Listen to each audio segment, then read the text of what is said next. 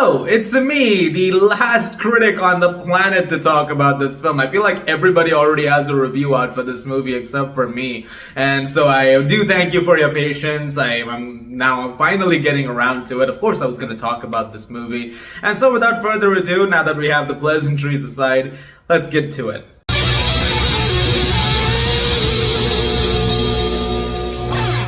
It's been a long time since they tried to make another Super Mario Brothers movie. The last time I remember it was with Bob Hoskins and John Leguizamo. It was the live-action movie.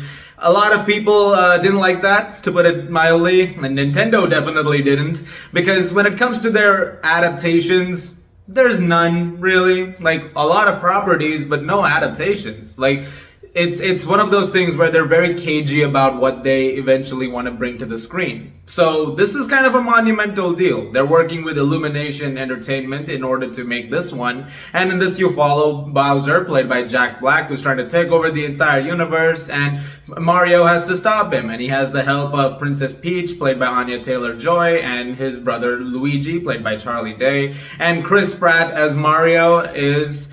yeah, front and center. I mean, now you're gonna get a bunch of references and things that go back to the Mario games. Which is cool, because I grew up with Mario games. I haven't played every single Mario game under the sun, and I'm pretty sure I absolutely royally suck at Mario Kart. But Mario is very nostalgic for a lot of people. You hear the theme, the opening notes, within 1 nanosecond you know what it is. You know, it's a very recognizable game series, and so naturally when you're going into a Mario movie you're expecting those nostalgic callbacks, but also knowing that it's an Illumination movie, you know who this is also geared towards, and that is children. When it comes to the Despicable Me movies, all the Minion stuff that Illumination has done, those movies have been successful for a long time because it really does manage to tap into what children want to see and what families want to see. And I wouldn't be surprised if the Super Mario Brothers movie manages to be that for families this coming weekend, because while I was watching the film, there's a little girl behind me who kept cheering throughout, and as it was about to end, she just goes, "I love this movie!" And people were applauding, and it was great. So yeah, this is going to be a big success, for sure. And I think if you're, you know, someone who has kids, you know, you have a big family and you go see movies on the weekends, then I think Super Mario Brothers movie is going to be very much a bang for your buck. Now, is this movie great from like a, you know, critical sense? Not amazingly, no. I mean, it definitely has its issues, for sure. It doesn't really have a particularly strong narrative. It's very basic surface level writing. There are certain things they bring up, don't really go anywhere. And it's very fast moving, but it is gorgeously animated. It looks spectacular. But I have to ask you, as someone who has maybe played the Mario games, when you were playing them, did you really care about the story? Was this something that you really were invested in? There is a lore, for sure, but when you're playing either of the Mario games, if you're playing Donkey Kong, if you're playing Mario Kart, the story is second to none half the time, so I guess in that sense it shouldn't be that big of a deal. But it is definitely going to be something that comes up for sure in a lot of reviews, and I'm sure it already has by now. But that being said, is there enjoyment to be had in this? For sure. It's a very fun and entertaining movie. And it's a film that I think the best things, I feel like they can be amplified in whatever they end up making next, because I'm pretty sure this is going to get a sequel.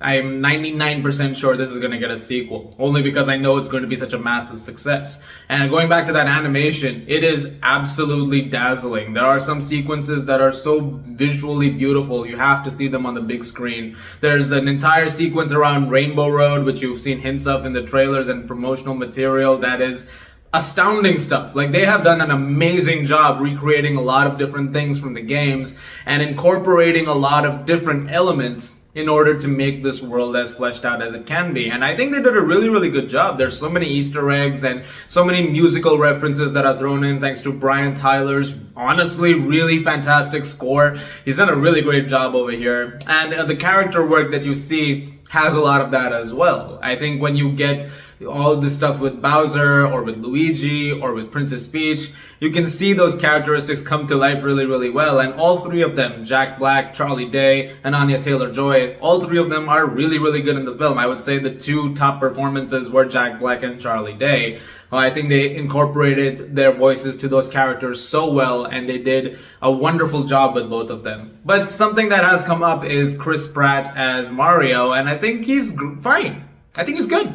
Yeah, I think he did a fine enough job. There are times where they sort of make fun of the fact that, okay, he doesn't exactly have the accent, but they also try to acknowledge it in a way. They're like, it may sound one way, it doesn't sound another way, so they try to keep it more New York-like. So, okay. That's fine with me. I feel like it's going to be a major nitpick for some people, but it worked, honestly. Like, I didn't really mind the voice throughout the entire film. It kind of grew on me as it went along. And then by the end of the film, I was pretty much on board with it. The film does take a minute to pick up once it does eventually get going, and once the action sets in, you're very much locked into it, and you just basically get a lot of very visually dazzling colors and, like I said, nostalgic callbacks. And I am interested in seeing what more they do when it comes to Mario, because you can really do anything.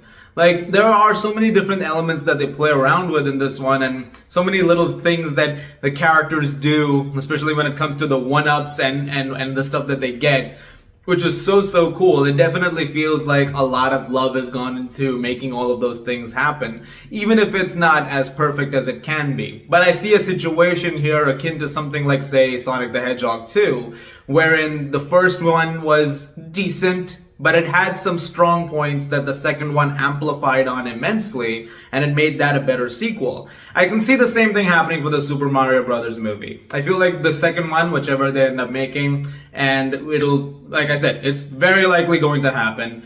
It's going to take the best parts of this one and double down on it, hopefully, in order to make a more satisfying sequel. So I'm excited to see what more they do with it. I would say, go check it out, see for yourself, but you're going. As a Mario fan, if you're somebody who has grown up with these games and really, really loves this franchise, I don't see a scenario where you walk out of the Super Mario Brothers movie feeling anything less than very satisfied with it, because this is definitely a love letter to that. There is one thing, though, that I've seen a few other people mention, and I did have an issue with it as well. There's a lot of soundtracks choices, like songs and stuff that are placed in there. You didn't need that.